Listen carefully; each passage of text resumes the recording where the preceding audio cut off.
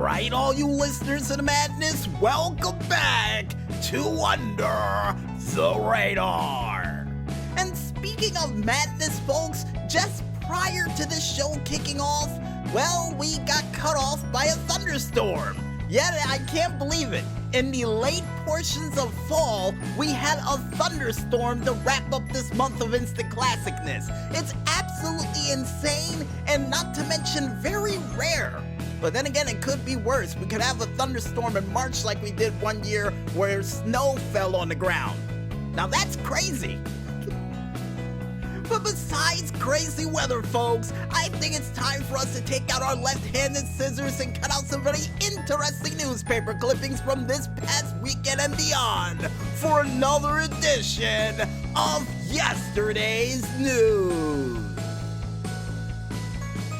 And in our first Yesterday's News story, for you fans out there of the man behind the mask for Darth Vader, I have some sad news to report that David Prowse unfortunately died this past weekend at the age of 85 years old.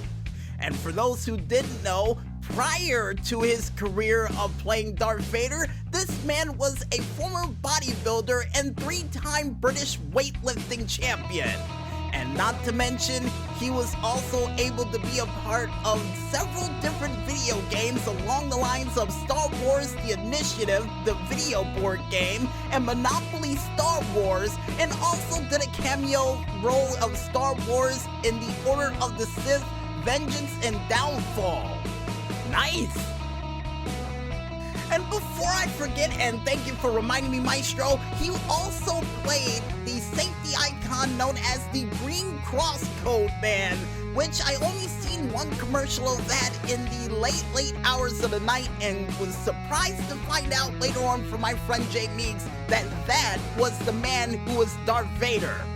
And we here at Under the Radar would like to say on behalf of David Prowse, may your work live on forever, and may you forever rest in peace.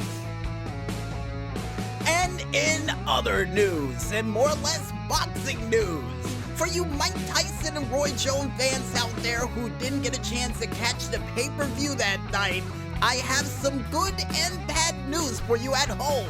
Because after 8 rounds of hard-fought competition between these two legends in the ring, it would end up being a draw. Yeah, unfortunately, it would be a draw in this match between Mike Tyson and Roy Jones, but the real winner of this whole bout would be none other than Snoop Dogg, who would be at commentary alongside with Mario Ranallo, former WWE commentator for NXT.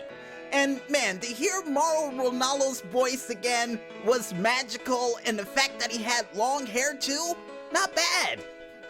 And oh, one of the best moments of that whole fight that happened, besides the whole Tyson and Roy Jones fight where you saw Tyson going back to the body like the old days, and Roy Jones Jr. taking those punches with stride, would be the next match on the card, which would see Jake Paul versus Nate Robinson, where Nate Robinson, who would learn no form of defense and would go all offense, and would pay for it with a nasty right hook to the side of the head, and Jake Paul winning that match in the second round TKO, and with Snoop Dogg singing spiritual hymns while he was about to go to the next round. Absolutely hilarious, and the memes online are going back and forth with all the stuff that was going on, which was absolutely ridiculous, and at the same time, a little bit of advice for Nate Robinson: defense is about as good as offense. So yeah, your best offense is a good defense when it comes to boxing, ultimately was what I'm trying to say. And for those who missed the Tyson fight and want to catch the highlights, you can head on over to cbssports.com to check it out for yourselves. And in other news, and more or less domino news, the Domino King would be at it again, but unfortunately we would miss it by a week. So for this week, we are proud to announce that the Domino King would be able to do a Minecraft tribute with well over 81,206 dominoes. and probably one of his most requested domino requests of all time for the past 3 years. And the fact that he was able to include a lot of great memorabilia from the world of Minecraft, including the green jellies, which I think that's what they're called because I'd never really dabbled in Minecraft before, but always appreciated the people who came up with those cool creations in it. Really appreciate the attention to detail that none other than the Domino King was able to offer during this set piece.